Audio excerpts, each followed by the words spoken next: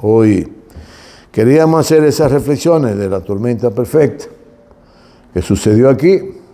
No, son nuestras reflexiones sobre la base de las percepciones, no son nada científicas, ¿eh? Yo podría estar hablando muchas cosas que no son ciertas, pero son mis reflexiones sobre la base de lo que percibo, de lo que veo. Bueno, debo externarla porque por aquí se permite y tener un espacio democrático en el que se puede alcanzar niveles importantes de entendimiento con los demás y agradecerle a todos ustedes que nos ven. Te lo agradezco mucho. Bueno, hoy vamos a empezar a abordar un tema, lo voy a tratar así aéreo para ganar tiempo. Y trataré de hacer unas reflexiones luego de un periodo más o menos tranquilo que se vivió en 1872 al 1904. Ahí se vivió un proceso en la humanidad con cierto nivel de tranquilidad, comprendido entre 1872 y el 1904. Pero a partir de ahí comienza un periodo de ebullición o tempestades protagonizados por los pueblos tratando de alcanzar su liberación de la dominación de las potencias de entonces. Claro, leeré párrafos de grandes pensadores y prefacios de libros que han escrito esos pensadores que se dedicaron a estudiar, construir proyectos políticos sobre la base de esa realidad. Y partiendo de ahí, entonces, hacernos una comparación de lo que pasa hoy de lo que pasaba antes. Por ejemplo, Lenin escribió un compendio de artículos importantísimos y en el prefacio de ese libro hay citas.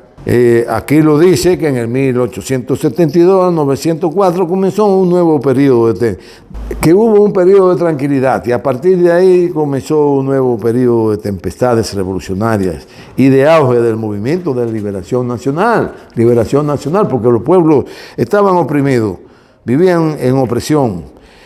Y, por ejemplo, ya para el 1911 empezó la revolución democrático-burguesa en China, que puso fin a la dominación secular de la dinastía manchúa, proclamó la república y alzó a las masas populares a la lucha contra los imperialistas ingleses, norteamericanos, japoneses, rusos, alemanes y franceses que despedazaban a China. Oigan cómo era, estamos hablando a principios del siglo XX.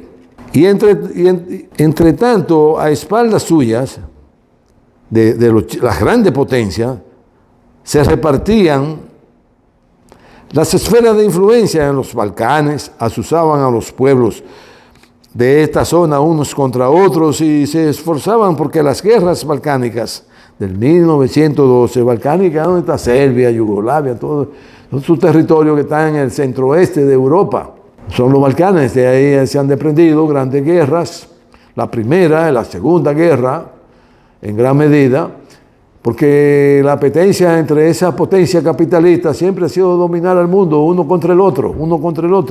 Y eso desembocaban generalmente en conflagración universal, es decir, conflictos mundiales. Con la primera revolución rusa, que fue en el 1905, que pese a su derrota fue prólogo y ensayo general de la victoria de la Revolución Socialista de octubre de 1917, conducida por Lenin.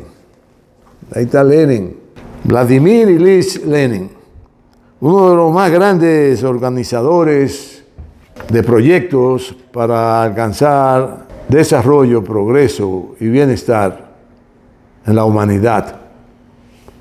Un genio. Y con ese acento del movimiento revolucionario y de liberación nacional en las colonias y países dependientes, empezaba entonces a hacer ebullición. Ya a mediados del siglo XIX, el imperialismo norteamericano se anexionó casi la mitad del territorio de México. Era una corriente de los imperialistas de adueñarse de las tierras y expandir su poder y agrandar sus naciones con los territorios de las naciones más débiles. La mitad del territorio de México se lo anexió en el siglo después de la guerra hispanoamericana de 1898. Se apoderó de las Filipinas. Estados Unidos, de Puerto Rico, se apoderó, ocupó Cuba. Una y otra vez se hizo repetidos intentos de intervención contra otros países de América Central, de República Dominicana, agrego yo. Todas estas victorias de los acorazados y de los cañones de largo alcance sobre la indefensa población civil de los países débiles eran también interpretadas por los ideólogos del imperialismo como una demostración de la estabilidad inmutable del sistema colonial, como una demostración de que los movimientos de liberación nacional carecían de sentido y estaban condenados al fracaso, porque eran ellos los únicos buenos.